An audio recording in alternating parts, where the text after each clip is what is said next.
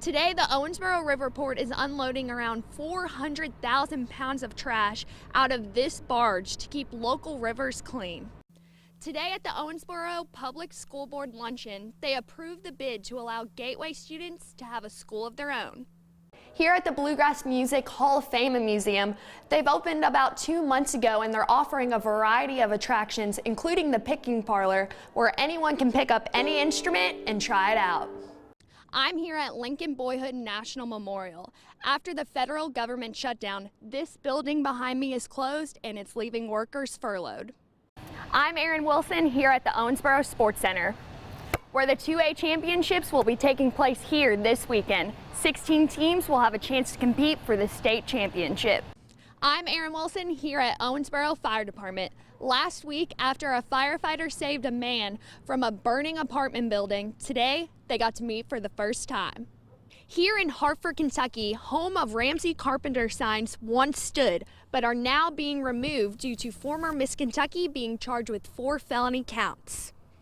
The city of Owensboro is adding a new dog park to Legion Park, and people are telling me they are looking forward to it. Medicaid has sent out apologies to all the patients that received letters and are personally answering questions. Reporting from Frankfort, I'm Erin Wilson, WLKY News. You look a lot better than last time I saw you. Owensboro firefighter Lieutenant Brian Rowan came to the rescue of Alan Harding Friday afternoon.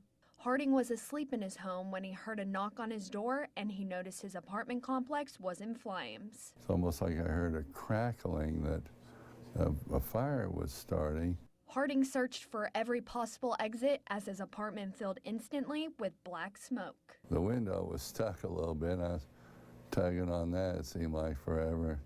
Got that open, and when I took in that breath of fresh air, that was a really good feeling. What Harding didn't expect was to open the window to the man who was going to save his life. I was able to yell for help, and then the gentleman from the fire department came and pulled me out. The only thing I remember is saying, I'm going to need help, I'm going to need help, but he got me down it okay. That wasn't the scary part. The scary part was being in the apartment. Rowan said all he had in mind was trying to get Harding out of the building safe and sound. Coming down the ladder, you're not thinking, you just, get him out and get him on the ground, but he's a big guy. Rowan and Harding both said they are happy that everything turned out okay and they got this opportunity to meet.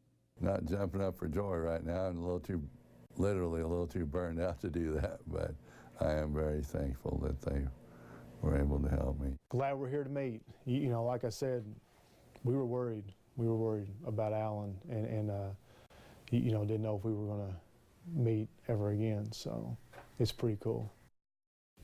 On each file, there's 3 counts of murder, but 1 count of assault first degree. Is that correct? Sir. Today in court, a detective was put under oath to testify about what happened the day the 4 people were shot inside the Ottoman Avenue home.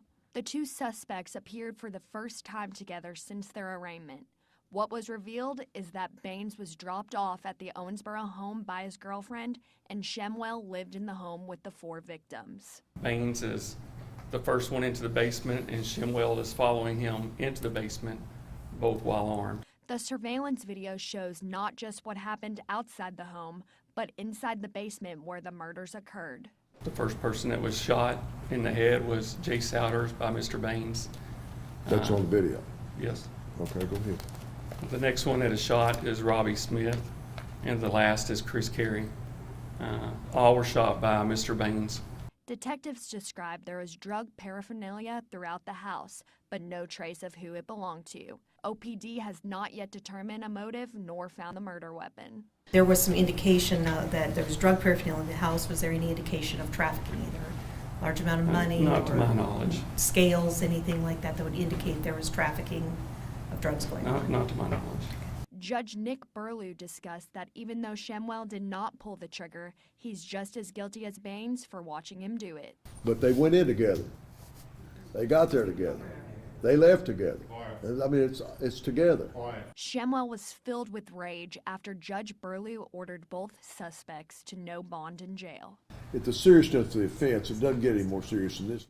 As Shemwell left, He did not try to hide his emotions as he began to yell at the detective who testified. We love you, Tyler.